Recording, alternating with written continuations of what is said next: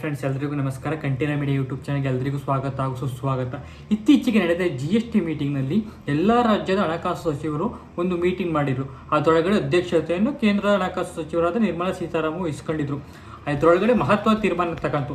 ಕಾರಣ ಏನಿರ್ಬೋದು ಅಂತ ಯೋಚನೆ ಮಾಡೋಕೆ ಹೋದರೆ ಫಸ್ಟ್ನೇ ಕಾರಣ ಏನಪ್ಪ ಅಂದರೆ, ಅಮೇರಿಕಾದಲ್ಲಿ ಟ್ಯಾರಿಫ್ ಜಾಸ್ತಿ ಮಾಡಿದ್ರೆ, ಟ್ಯಾಕ್ಸ್ ಜಾಸ್ತಿ ಮಾಡಿದ್ದಾರೆ ಇಂಡಿಯಾದಲ್ಲಿ ಕೆಲವು ವಸ್ತುಗಳು ಹೋಗೋದ್ರ ಮೇಲೆ.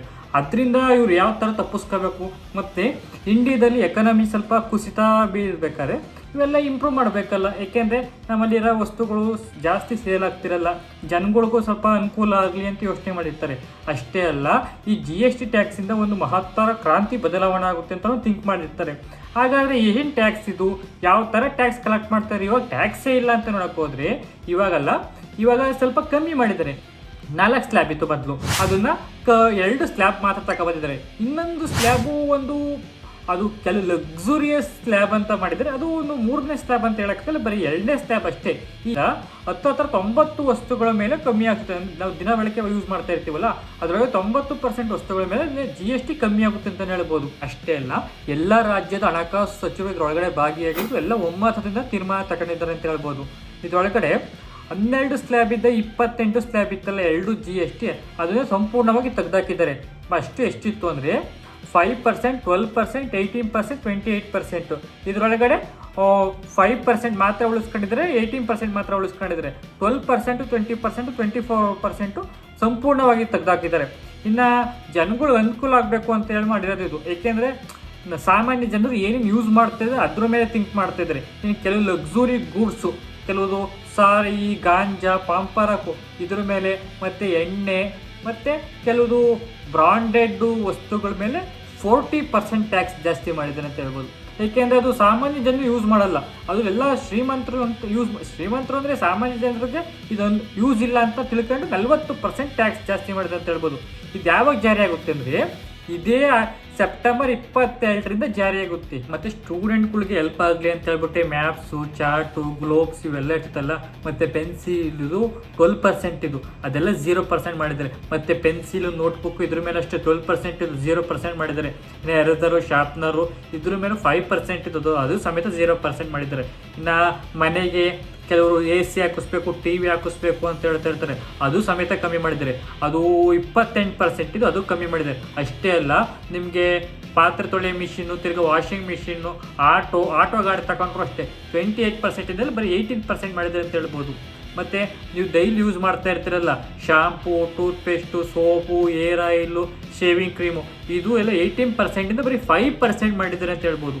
ಮತ್ತು ಬೆಣ್ಣೆ, ತುಪ್ಪ, ಉಪ್ಪು, ಚಮಚ ಇದು ಅಷ್ಟೇ 18% 5% ಮಾಡಿದ್ದಾರೆ. ಆಲ್ಮೋಸ್ಟ್ 2 ವೀಲರಲ್ಲಿ ಬಹುತೇಕ ಗಾಡಿಗಳೆಲ್ಲ 28% ಇತ್ತು, ಪ್ಲಸ್ಸು ಸೆಸ್ ಇತ್ತು.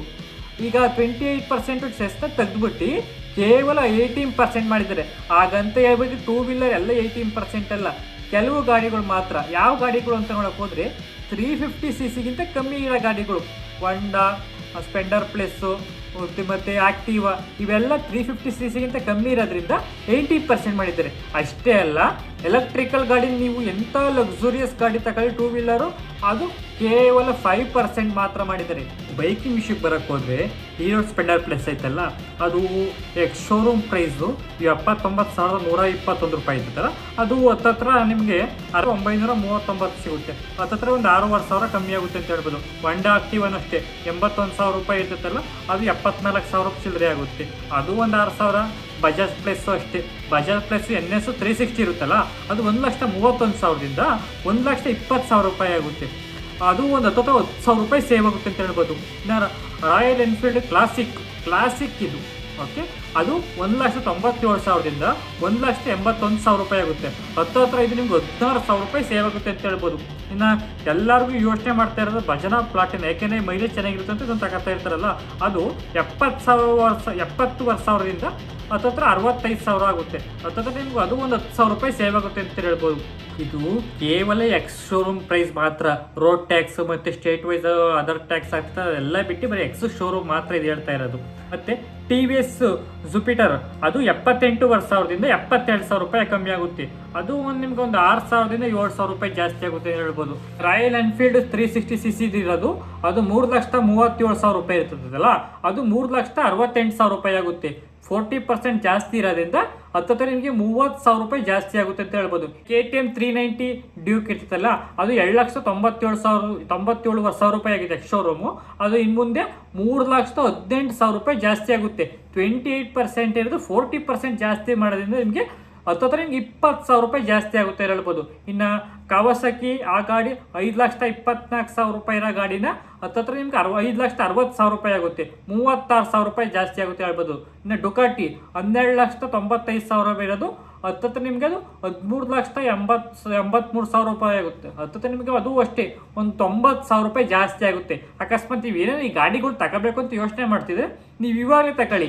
ಆಮೇಲೆ ಮುಂದೆ ಸೆಪ್ಟೆಂಬರ್ 22 ಮೇಲೆ ತಗೊಳಕ್ಕಾಗಲ್ಲ. ಇವಾಗಲೇ ತಗೊಂಡ್ರೆ ನಿಮ್ಗೆ ಅದು ಅಥವಾ ಒಂದು 15,000 ರೂಪಾಯಿ 20,000 ರೂಪಾಯಿ ಆದರೂ ಸೇವ್ ಆಗುತ್ತೆ ಅಂತ ಹೇಳ್ಬೋದು. ಇನ್ನು ಕೆಲವರು ಹೇಳ್ತಾ ಇರ್ಬೋದು, ಸರ್ ನಮಗೆ ಪೆಟ್ರೋಲ್ ಗಾಡಿನೇ ಬೇಡ, ಎಲೆಕ್ಟ್ರಿಕಲ್ ಗಾಡಿಗಳನ್ನ ಯಾವಾಗ ತಗೊಳ್ತೇವೆ ಅಂದರೆ, ನೀವು ಎಲೆಕ್ಟ್ರಿಕಲ್ ಗಾಡಿ ಎಷ್ಟೇ ಲಕ್ಸುರಿ ತಗೊಳ್ಳಿ ನಿಮ್ಗೆ ಕೇವಲ 5% ಮಾತ್ರ ಟ್ಯಾಕ್ಸ್ ಬೀಳುತ್ತೆ ಅಂತ ಹೇಳ್ಬೋದು. ಇದು ಬೈಕ್ ಕತೆ. ಆದರೆ ಇನ್ನು ಕಾರ್ಗಳು ನೋಡೋಕೆ ಹೋದರೆ ಕಾರಲ್ಲೂ ಅಷ್ಟೇ ಅದರೊಳಗಡೆ ಸ್ಪೆಷಲ್ ರೇಟ್ ಕೊಟ್ಟಿದ್ದಾರೆ. ಯಾವ್ಯಾವುದು ಅಂತ ನೋಡೋಕೆ ಹೋದರೆ ಪೆಟ್ರೋಲ್ದು ಗಾಡಿದೆ ಸಪ್ರೇಟ್ ಕೊಟ್ಟಿದ್ದಾರೆ, ಡೀಸೆಲ್ ಗಾಡಿದೆ ಸಪ್ರೇಟ್ ಕೊಟ್ಟಿದ್ದಾರೆ. ಇನ್ನು ಕಾರಿನ ವಿಷಯಕ್ಕೆ ಬರೋಕೆ ಹೋದರೆ ನಿಮ್ಮ ಕಾರಲ್ಲಿ ನೀವು 1200 cc ಕಮ್ಮಿ ಇರೋ ಗಾಡಿಗಳು ಮತ್ತು 4 ಮೀಟರ್ಗಿಂತ ಕಮ್ಮಿ ಇರಬೇಕು ಉದ್ದ, ಫುಲ್ ಉದ್ದ ಇರೋ ಗಾಡಿ ತಗೋತೀವಿ ಅಂದಾಗ 4 ಮೀಟರ್ಗಿಂತ ಕಮ್ಮಿ ಉದ್ದ ಇರ್ತೈತಲ್ಲ ಆ ಗಾಡಿಗಳನ್ನ ತಗೋಬೇಕು. ಇದು ಜಸ್ಟ್ ಎಕ್ಸ್ ಶೋರೂಮಲ್ಲಿ ಮಾತ್ರ ತಗೊಂಡ್ರೆ ನಿಮಗೆ ಅಥವಾ ನಿಮ್ಗೊಂದು 50,000 ರೂಪಾಯಿ 60,000 ರೂಪಾಯಿ ಸೇವ್ ಆಗುತ್ತೆ ಅಂತ ಹೇಳ್ಬೋದು. ಕಾರಲ್ಲೂ ಅಷ್ಟೇ. ಮತ್ತು ದಿನ ಬಳಕೆ ಯೂಸ್ ಮಾಡ್ತಾ ಇರ್ತೀವಲ್ಲ ಆ ವಸ್ತುಗಳ ಮೇಲೆ ಎಷ್ಟೆಷ್ಟು % ಕಮ್ಮಿ ಆಗುತ್ತೆ ನೋಡೋಕೆ ಹೋದರೆ ನಿಮಗೆ ಹಾಲಿನ ರೇಟು, ಹಾಲಿನ ಮೇಲೆ ಯಾವ್ಯಾವ ತಯಾರು ಮಾಡ್ತಾರಲ್ಲ ಅದೆಲ್ಲ 0% ಮಾಡಿದ್ದಾರೆ. ಆರೋಗ್ಯ ಕ್ಷೇತ್ರಕ್ಕೆ ಬರೋಕೆ ಹೋದರೆ ಆರೋಗ್ಯ ಕ್ಷೇತ್ರದಲ್ಲಿ ಹೆಲ್ತ್ ಇನ್ಶೂರೆನ್ಸ್ ಇವೆಲ್ಲನೂ 0% ಮಾಡಿದ್ದಾರೆ. ಮತ್ತು ನಿಮ್ಗೆ ಎಮರ್ಜೆನ್ಸಿ ಡ್ರಗ್ಸ್ ಯಾವುದೋ ಇರುತ್ತೋ ಅದೆಲ್ಲ 0% ಮಾಡಿದ್ದಾರೆ. ಅಷ್ಟೇ ಅಲ್ಲ, ಕ್ಯಾನ್ಸರ್ ಔಷಧಿಗಳು ಯಾವ್ಯಾವ ನಿಮ್ಗೆ ತುಂಬ ಇಂಪಾರ್ಟೆಂಟ್ ಐತೋ ಅದೆಲ್ಲನೂ ಕಮ್ಮಿ ಮಾಡಿದ್ದಾರೆ ಅಂತ ಹೇಳ್ಬೋದು. ಇನ್ನು ಥರ್ಮೋಮೀಟ್ರ್ ಮೇಲೆ 80% ಇರ್ತೈತಲ್ಲ ಅದನ್ನು 5% ಮಾಡಿದ್ದಾರೆ. ಆಕ್ಸಿಜನ್ ಇದ್ದು ಅಷ್ಟೇ 12% ಇತ್ತು, ಅದು ಸಮೇತ 5% ಮಾಡಿದ್ದಾರೆ. ಮತ್ತು ಸ್ಪೆಕ್ಸ್ ನೀವು ಕನ್ನಡಕ್ಕೆ ಯೂಸ್ ಮಾಡ್ತಾ ಇರ್ತೀರಲ್ಲ ಅದ್ರ ಮೇಲೆ 12% ಇತ್ತು, ಅದು ಸಮೇತ 5% ಮಾಡಿದ್ದಾರೆ ಅಂತ ಹೇಳ್ಬೋದು. ಇಷ್ಟೆಲ್ಲ ರೈತರಿಗೆ ಹೆಲ್ಪ್ ಆಗಲಿ ಅಂತ ಹೇಳ್ಬಿಟ್ಟು ಟ್ರ್ಯಾಕ್ಟರ್ ಟ್ರೈ ಇರ್ತೈತಲ್ಲ ಅದು 18% ಇದೆ, ಬರೀ 5% ಮಾಡಿದ್ದಾರೆ. ಮತ್ತು ಟ್ರ್ಯಾಕ್ಟರ್ಗೆ ಟ್ರ್ಯಾಕ್ಟರ್ನ ಅಷ್ಟೇ 12% ಇದೆ, ಅದು 5% ಮಾಡಿದ್ದಾರೆ. ಅಷ್ಟೇ ಅಲ್ಲ, ರೈತರು ಬೆಳೆಸೋ ಚೆಲುಕೆ, ಗುತ್ಲಿ, ಪಿಕಾಸಿ ಈ ಥರ ಇರ್ತೈತಲ್ಲ ಅದು ಸಮೇತ ಕಮ್ಮಿ ಮಾಡಿದ್ರೆ ಅಂತ ಹೇಳ್ಬೋದು, ಅದು 5% ಮಾಡಿದ್ದಾರೆ. ಮತ್ತು ನೀವು ಗೊಬ್ಬರ ಯೂಸ್ ಮಾಡ್ತಾ ಇರ್ತೀರಲ್ಲ ಅಗ್ರಿಕಲ್ಚರ್ಗೆ, ಮಾಮೂಲಿ ಬೆಳೆಗೆ ಯಾವ್ಯಾವ ಗೊಬ್ಬರ ಹಾಕಬೇಕು ಅದು ಅಷ್ಟೇ, ಅದೆಲ್ಲ 18% ಇದೆ, ಅದು 5% ಕಮ್ಮಿ ಆಗಿದ್ದಾರೆ. ಇನ್ಮೇಲೆ ಅದೆಲ್ಲ ಕಮ್ಮಿ ಆಗುತ್ತೆ ಅಂತಲೇ ಹೇಳ್ಬೋದು. ಆದರೆ ಇದು ಸೆಪ್ಟೆಂಬರ್ 22 ಜಾರಿ ಆಗುತ್ತೆ ಅಂತ ಹೇಳ್ಬೋದು. ನಾವು ಸ್ಮಾರ್ಟ್ಫೋನ್ ವಿಷಯಕ್ಕೆ ಬರೋಕೆ ಹೋದರೆ ಸ್ಮಾರ್ಟ್ಫೋನಲ್ಲಿ 18% ಐತಲ್ಲ ಅದು ಯಾವುದೇ ಕಮ್ಮಿ ಮಾಡಿಲ್ಲ, ಅದೇ ಸೇಮ್ ಎಷ್ಟಿರ್ತೈತೆ ಅಷ್ಟೇ ಇರುತ್ತೆ, ಜಾಸ್ತಿನೂ ಮಾಡಿಲ್ಲ ಕಮ್ಮಿನೂ ಮಾಡಿಲ್ಲ, ಸೇಮ್ ಇರುತ್ತೆ ಅಂತ ಹೇಳ್ಬೋದು. ಅದೇ ಪ್ರೈಸ್ ಜಾಸ್ತಿ ಆಗುತ್ತೆ ಅಂತ ನೋಡೋಕೆ ಹೋದರೆ ಲಕ್ಸುರಿಯಸ್ ಗಾಡಿ ಇರ್ತಾವಲ್ಲ ಆ ಪ್ರೈಸ್ ಜಾಸ್ತಿ ಆಗುತ್ತೆ. ಮತ್ತು ಜಂಕ್ ಫುಡ್ ಜಾಸ್ತಿ ಆಗುತ್ತೆ. IPL ಟಿಕೆಟ್ ಆ ಪ್ರೈಸು ಜಾಸ್ತಿ ಆಗುತ್ತೆ ಅಂತ ಹೇಳ್ಬೋದು. ಮತ್ತು ನಿಮಗೆ 2,000 ಜಾಸ್ತಿ ಕಾಸ್ಟ್ಲಿ ಬಟ್ಟೆ ಏನೇನು ಯೂಸ್ ಮಾಡ್ತಾ ಇದ್ದೀವಿ ಅಂದರೆ ಅದು 28% 40% ಟ್ಯಾಕ್ಸ್ ಆಗ್ತದೆ. ಅದು ಇನ್ನು ಮುಂದೆ 40% ಜಾಸ್ತಿ ಟ್ಯಾಕ್ಸ್ ಆಗ್ತದೆ ಅಂತ ಹೇಳ್ಬೋದು. ಇನ್ನು ಇದರಿಂದ ಗೌರ್ಮೆಂಟಿಗೆ ಲಾಸ್ ಆಗಲ್ವ ಅಂತಂದರೆ ರಾಜ್ಯ ಹಾಗೂ ಕೇಂದ್ರ ಸರ್ಕಾರಕ್ಕೆ ಹತ್ತತ್ರ 40,000 ಕೋಟಿ ಲಾಸ್ ಆಗುತ್ತೆ. ಇದ್ರ ಬಗ್ಗೆ ಕೇಳಿದಾಗ ಅವ್ರು ಏನು ಹೇಳ್ತಾ ಇದ್ದಾರೆ ಅಂದರೆ ಲಾಸ್ ಆಗಿ ನಾವು ವ್ಯವಹಾರ ಮಾಡ್ತಾ ಇಲ್ಲ, ಜನಗಳು ದುಡ್ಡು ಜನಗಳ ಹತ್ರನೇ ಇರುತ್ತೆ, ಅವ್ರು ಬೇರೆದಕ್ಕೆ ಖರ್ಚು ಯೂಸ್ ಮಾಡ್ತಾರೆ ಅಂತ ಹೇಳ್ಬೋದು. ಫಾರ್ ಎಕ್ಸಾಂಪಲ್ ನೀವು ಔಷಧಿಗೆ ತಗೊಂಡಿರ್ತೀರ, state wise tax central tax ಎರಡೂ ಪೇ ಮಾಡಿರ್ತೀರ, ಅದರೊಳಗಡೆ ನಿಮ್ಗೆ 50 ರೂಪಾಯಿ ಉಳಿದ್ರು ಅದ್ರ ಬಗ್ಗೆ ಒಂದು ಜ್ಯೂಸ್ ತಗೊಂಡೋಗಿ ಕೊಡ್ತೀರ, ಅವಾಗ ಜ್ಯೂಸ್ ಹೆಂಗೂ ವ್ಯಾಪಾರ ಆಗುತ್ತೆ. ಆ ಥರ ಥಿಂಕ್ ಮಾಡ್ತಾ ಇರ್ತಾರೆ ಹೇಳ್ಬೋದು. ಈಗ ನಮ್ಮ ಹತ್ರ ದುಡ್ಡು ಸೇವ್ ಆದರೆ ಆ ದುಡ್ಡಿನ ಬೇರೆ ವಸ್ತುಗಳನ್ನ ತಗೊತೀವಿ, ಅದರಿಂದ ನಮಗೆ ಜಾಸ್ತಿ ವ್ಯವಹಾರನ ಆದಂಗೆ ಆಗುತ್ತೆ ಮತ್ತು ಜನಗಳಿಗೂ ಯೂಸ್ ಆಗುತ್ತೆ ಅಂತ ಥಿಂಕ್ ಮಾಡಿರ್ಬೋದು. ಈ ಥರನ ಥಿಂಕ್ ಮಾಡ್ಬೋದು.